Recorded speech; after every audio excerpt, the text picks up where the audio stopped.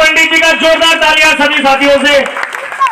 जितने भी यहाँ पर मेरे बुजुर्ग और मेरे नौजवान साथी और मेरी पूरी जगत जननी सामने नारी शक्ति आई हुई है और मंच पर विराजमान जितने भी सम्मानित लोग हैं हमारे बीच में, आप सभी को पता ही है कैंडिडेट जो कांग्रेस ने चुने हैं बड़े सुलझे चुने हैं। मैं और भी वार्डों में जा रही हूँ। संजय गौड़ भाई हमारे वार्ड नंबर 236 करदमपुरी वार्ड से, और यहाँ पर मौजूद महेश गौड़, मंगल गौड़ जी, संजीव भाई, रजनी शर्मा हमारी बहन, विनेश भाई, मनीष पांचाल जी, सुनील जी, आशीष तोमर हमारे भाई जो मंच संचालन कर रहे हैं। मैं आप सभी का उत्तर प्रदेश से आई हूँ, उत्तर प्रदेश की भूमि से आई हुई हूँ और दिल्ली की भूमि पर आप सभी को हाथ जोड़ करके, सर झुका करके नमस्कार करती हूँ। जितनी सारी बातें यहाँ बोलने वाली थी ना वो सभी लोगों ने बोल दी। अभी एक नौजवान भाई से पहले यहाँ पर बोल रहे थे, बड़ा खूबसूरत बोला, बड़ा सुलझा हुआ उन्होंने बोला। बात ये नहीं है कि बात किसी पार्टी या किसी संगठन को जिताने की है या बात किसी बड़े नेता को जितानी है, नहीं। ये जो हमारे चुनाव है ये आप सभी को मुझसे ज्यादा बेहतर पता है क्योंकि आप यहाँ रहते हैं, आप इन चीजों को देखते हैं। जो 400 करोड़ के व्यक्ति है वो आपकी नाली साफ करने नहीं आएंगे, ये मेरा दावा है। मैं भी इस बात को अच्छे से जानती हूँ। ये लड़ाई स्पेशल उस बात की नहीं है कि हमें संजय गौड़ जी को यहाँ से जिताना है।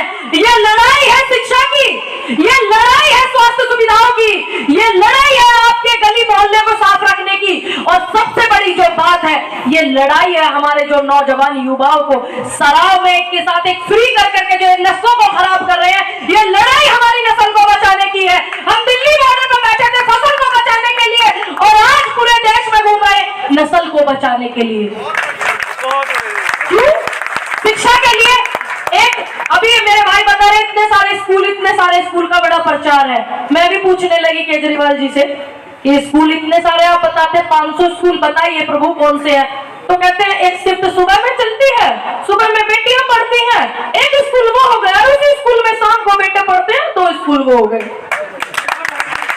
और जितने भी लड़के लड़कियां वहां शिक्षा लेने जाते हैं तो कहते हैं लड़कियों का अलग गिनो स्कूल और लड़कों का अलग गिनो। तो आप गिन लीजिए कितने हो गए। ये दुर्भाग्य हमारे देश का भी और हमारे दिल्ली का भी। क्या थी दिल्ली? मैं ये नहीं बोलूंगी कि वो बुरा है, वो खराब है। जो खराब है वो सब आपके सामने, क्योंकि जितने भी लोग मेरे सामने बैठे सभी सुलझे हुए हैं और बहुत ही पढ़े लिखे लोग हैं। मैं महसूस कर रही हूं ऐसा। जब दिल्ली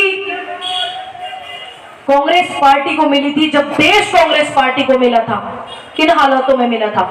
क्या था देश में? एक सुई तक देश में नहीं बनती थी। ये जो आप वीडियो कवर कर रहे हैं ना मोबाइलों में, मेरे पत्रकार साथी जो खड़े हुए हैं, ये सब देन है कांग्रेस की। ये जो आज हम पढ़ करके बोल रहे हैं, और जितने भी हमारी वित्त मंत्री जो है निर्मला सीतारमण और बड़े बड़े मंत्री और केजरीवाल जी कहां पढ़े हैं? मुझे गर्व है इस बात का कि ये मेरी पार्टी कांग्रेस पार्टी, देश की विचारधारा पार्टी की बनी हुई संस्थाओं में लोग पढ़े हैं। कोरोना काल में जितने भी इलाज हुए कहां हुए? एम्स हॉस्पिटल में। किसने बनवाया? कांग्रेस ने, शीला दीक्षित जी ने। किसने बनवाया? सबको पता है। आज मैं उत्तर प्रदेश से आती हूँ, मैं दिल्ली की भी बात करूं, जितने भी IIMT, एम्स और गांव में जो घूमते ना प्राइमरी स्कूल बोल देख रहे हैं, जहां से मैंने भी शिक्षा ली है 3 क्लास तक की, वो सब किसकी है? मैंने 3 क्लास प्राइमरी स्कूल में पढ़ा है और बाकी फिर बाद में दूसरी जगह पढ़ा है। कहां पढ़े? हमारे बुजुर्ग कहां पढ़े? सब उन्हीं संस्थाओं में। हमारे देश को आजाद कराने वाली पार्टी, हमारे देश को सींचने वाली पार्टी। 96 करोड़ रुपए नेहरू जी ने दिए थे अपने खाते से, जो उनका अपना निजी धन था, जो ये लोग बोलते हैं कि यहीं से कमाया, यहां से नहीं कमाया। मोतीलाल नेहरू जी के जमाने से विदेशों से चीजें आती थी उनके परिवार की, और जिसके घर परिवार में कई प्रधानमंत्री रहे हों, आज उस बेटे को ये बोलते हैं कि वो पढ़ा लिखा नहीं है। अरे किसकी इतनी हिम्मत है? मैं खुले मंच से बोल करके यहाँ जाती हूँ कि जो मेरे नेता से नजर मिला सके, वर्ल्ड का 7वें नंबर का पढ़ा लिखा हमारा नेता है। और सबसे बड़ी बात ये कि वो देश को जोड़ने निकला है, वो चुनावी माहौल बनाने नहीं निकला है, वो देश को जोड़ने निकला है। वो आपके लिए लड़ रहा है, वो बेरोजगारी के लिए लड़ रहा है, वो शिक्षा के लिए लड़ रहा है, वो आप सबके कि दिल्ली को खूबसूरत बनाने के लिए लड़ रहे हैं जितने भी लोग यहाँ कार्यकर्ता हमारे मौजूद हैं। और मैं नौजवान साथियों में अपने बहुत ज्यादा जोश देख रही हूँ, जोश देखने को मिल रहा है बहुत ही ज्यादा, क्योंकि देखिए जवानी है ना जिस तरफ पलटती है तो उधर इतिहास बदलते हैं। ये आप लोगों को तय करना है। आपके यहाँ पर दूर दूर के लोग, दूर दूर रहने वाले लोगों को चुना गया है। आप सोचिए, आप क्या और भी जो कैंडिडेट है, क्या आप लोग किसी कैंडिडेट का कान पकड़ करके ला सकते हैं कि तूने ये काम नहीं किया? नहीं ला सकते ना। और ये आपका बेटा है, आपका भाई है, आपका दोस्त है, आपका मित्र है। मुझे विश्वास है कि अगर ये काम नहीं करेगा, सामने दादी बैठी हुई है, कान पकड़ के लेकर के आएंगे, बेटा तूने काम नहीं किया आ जाकर। ये अहंकार नहीं है, ये आपका प्यार इस भाई संजय गौड़ के प्रति मैं बता रही हूँ, जो आप इनको प्यार करते हैं। तो आप 4 तारीख को खूब ज्यादा वोट करें, सपोर्ट करें। इतने सारे कैमरे चल रहे हैं, ये भी ध्यान रखिएगा भाई, सबके चेहरे देखे जाएंगे कि कौन कौन भाई के साथ था, किस किसने कहा वोट किया और किसने कितने वोट कराया।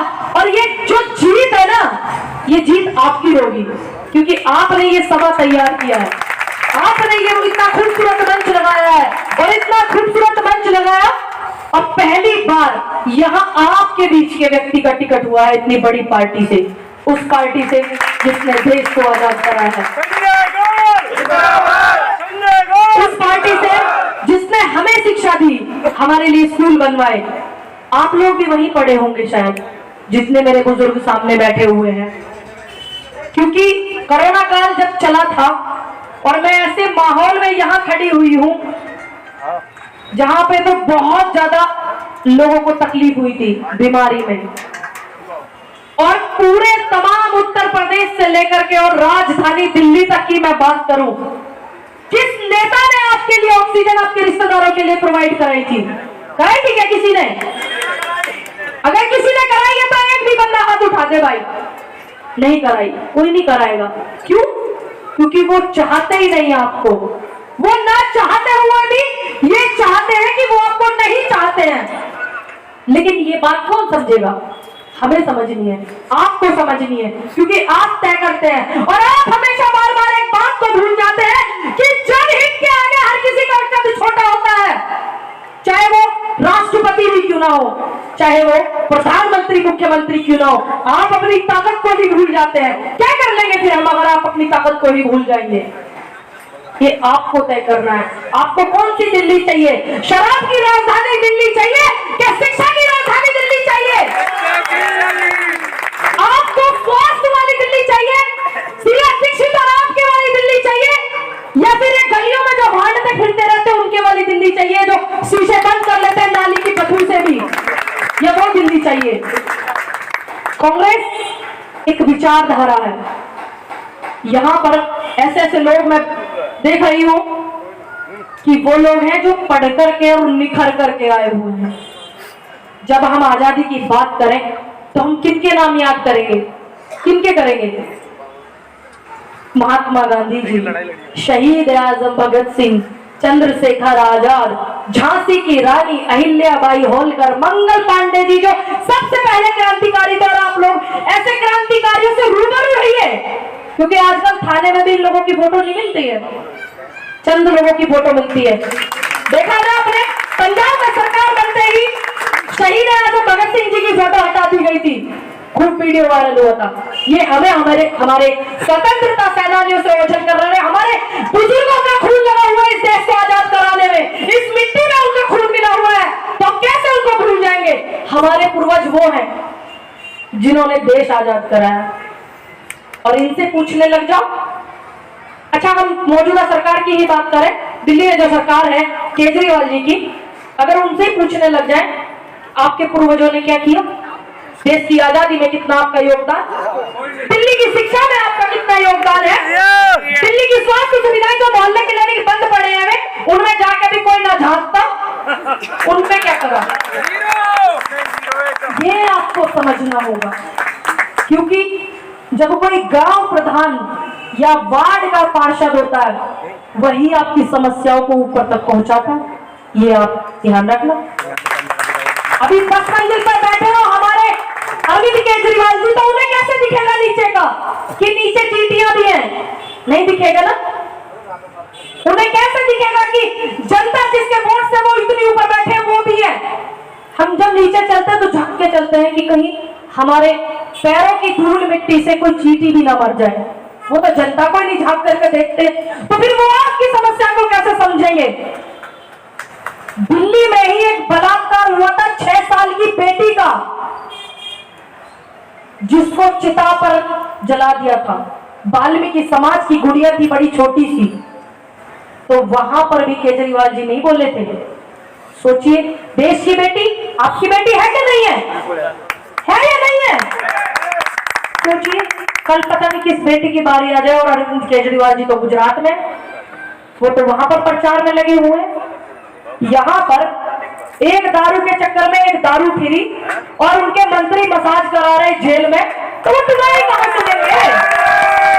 ये देखो ना, तुम्हारी कौन सुनेगा? तुम्हारा अपना बेटा सुनेगा, तुम्हारा अपना भाई सुनेगा। जिंदाबाद। ये आपको देखना है, ये आपको तय करना है कि आप चाहते क्या हैं। अकेले संजय गौड़ जी के चाहने से कुछ नहीं होगा, मेरे चाहने से नहीं होगा, आशीष भाई के चाहने से नहीं होगा, रेखा जी के चाहने से नहीं होगा। आप सब मिलकर के अगर चाहेंगे तो कुछ होगा, नहीं तो नहीं होगा। आप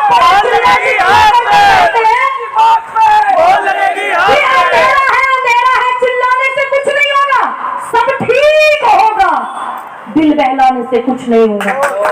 आप सबको ये ठीक करना पड़ेगा, आप इस बात को समझिए, ये आपको तय करना है। और यहाँ पर मौजूद जितने भी मेरे बुजुर्ग, मेरे नौजवान साथी और सामने व्यवस्था को बनाने के लिए हमारे प्रशासन के लोग आए हुए हैं, फोर्स आई हुई है, आप सभी का भी मैं धन्यवाद करती हूँ। इतनी खूबसूरती से आपने हम सबको सुना और आपने समझा, उम्मीद है कि आप समझेंगे। मैं उत्तर प्रदेश से यहाँ सिर्फ बोलने नहीं आई हूँ, मैं ये बात कहने आई हूँ कि आप अपने बीच के बेटे को चुनिए, करोड़पति को मत चुनिए। वो नालियों में हाथ डालकर आपकी गंदगी नहीं उठाएगा। मेरे पड़ोस की, मेरे चाचा ताऊ अपने घर के मोहल्ले की नालियां अपने आप साफ करते, मैं खुद अपने घर की नालियां बाहर तक साफ करके आती हूँ, क्योंकि हम आपके बीच के हैं, हमने वो महसूस किया है, हम वो महसूस करते हैं। किसान के बालक है, मेरे को तो गृह मंत्री जी के घर में पैदा नहीं किया ईश्वर ने, और मुझे खुशी है कि मैंने किसान के घर में जन्म लिया। क्यों? क्योंकि देश में किसानी से बड़ा कोई संघर्ष नहीं है। तो हम निखर करके आए हैं, बिखर करके नहीं आए हैं, सब महसूस करके, पूरा तप करके आए हैं। जैसे भट्टी में तपता है ना सोना, तब जा करके गले में सुंदर लगता है, इस तरीके से आए हैं। तो हमें इस बात का गर्व है कि हमने ऐसे परिवार में जन्म लिया कि हम सब जान गए हैं। ये बस आपको सुनिश्चित करना है, आपको शिक्षा के लिए लड़ना है। आप क्यों? अच्छा, अपने बच्चों को कौन चाहेगा कि मंत्री बने, MP MLA और डॉक्टर बने, वकील बने, जज बने? कौन कौन चाहेगा? सब चाहेंगे। अच्छा चाचा जी, आप नहीं चाहते कि आपके बच्चे जज बने? आप नहीं चाहते, आप ऐसे ही चाहते हैं कि वो ऐसे ही रहे? चाहते हैं ना? सभी हाथ उठा करके बताइए कौन कौन चाहेगा। सब चाहते हैं। अब मुझे वो हाथ उठा करके बताना कि वो कौन चाहता है कि हमारे बच्चे मुकदमे ले और जेल में जाए। कौन चाहेगा? आप चाहिए? नहीं चाहिए ना? नहीं ना? तो आपको ये समझना होगा, एक जिसको ये नहीं पता कि बैट में वजन कितना हो और गेंद में कितना हो, उसको BCCI का चेयरमैन बना दिया, और एक आदमी वो मूर्ख उसको ONGC का डायरेक्टर बना दिया, जिसको कुछ नहीं पता है। और हमारे बीच के लोग क्यों नहीं बन सकते? उसमें जो सफर है ना, उस दूरी का, वो ऐसे लोग तय करेंगे। अच्छी शिक्षा के लिए आपके लिए आवाज उठाएंगे, बेटियों के लिए आवाज उठाएंगे। बेटियों के बलात्कार हो जाते हैं, 11-12 महीना मंत्रिमंडल में है, बोलती नहीं है, ये आपको देखना होगा। बेटी तो बेटी है, ये आपको तय करना है।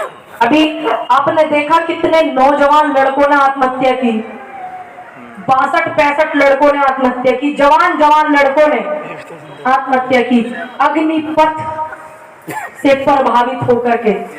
ऐसे ऐसे बुजुर्ग, उनके घर के माँ बाप ऐसे बिलक बिलक करके रो रहे थे। ये आपको देखना है। हमारा देश का जो नौजवान है ना, वो मुकदमे खा करके जेल जाने के लिए नहीं है, वो देश का इतिहास बदलने के लिए है, वो मंत्री विधायक बनने के लिए, वो मुख्यमंत्री प्रधानमंत्री बनने के लिए। ये आपको तय करना होगा। बहुत सारे लोग मुझसे भी बोल देते हैं, मैडम आप तो किसानों की आवाज उठाते थे। मैडम आप तो किसान नेता हो, आपने पार्टी क्यों ज्वाइन करी? मैंने पार्टी इसलिए ज्वाइन की क्योंकि ताकि और लोग भी ज्वाइन करें, क्योंकि किसानों के बच्चे सिर्फ आंदोलन करके मुकदमे लेने के लिए ही नहीं है, वो आवाज उठा करके संसद में जाएंगे और आपके बीच की आवाज बनेंगे। हम में से ही बनेंगे और कोई नहीं बनेगा आपकी आवाज। तो इसलिए अपने युवाओं को आगे बढ़ाइए ताकि वो आपकी आवाज रख सके। घर में अगर दो बेटे होते हैं, जरूरी नहीं दोनों डॉक्टर बने या इंजीनियर बने, दोनों के दिमाग, दोनों की विचारधारा ही अलग होती है। तो इसीलिए मैं मानती हूँ कि आपके पास दिल है। कोई नेता किस दिल में राज करता है, कोई किस में करता है कि नहीं? किसी के दिल में कौन सा नेता राज करता है, लेकिन दिल आपके पास एक है, लेकिन उससे भी ऊपर आपके पास ये दिया ईश्वर ने दिमाग, आप उसका इस्तेमाल कीजिए। आप उसको ध्यान में रखिए कि आपके बच्चों की जो चीजें हैं, आपके जो मूल अधिकार है, आपको उनसे वंचित किया जा रहा है, आपको भ्रमित किया जा रहा है। ये आप दिमाग खोल करके काम करेंगे तो आपको महसूस होगा, ना कि एक के साथ एक दारू की बोतल मिलेगी तो होगा। ये आपको तय करना है। जितने भी यहाँ पर मेरे नौजवान साथी आए हुए हैं और वार्ड नंबर 236 से हमारे भाई संजय गौड़ जी हैं। अच्छा ये बताइए, आप सभी भाई को प्यार करते हैं? भाई को समाचार दीजिए पूरे हाथ उठा करके वहां तक।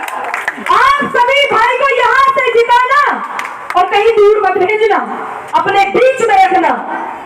आप सभी लोग हाथ उठा करके भाई को समर्थन करना, जोर से स्वागत करना। मेरे बाबा जी आए हुए, मैं तो नाम जानती नहीं हूँ, सभी को मेरा हाथ जोड़ करके नमस्कार। जय हिंद, जय भारत, जय जवान, जय किसान।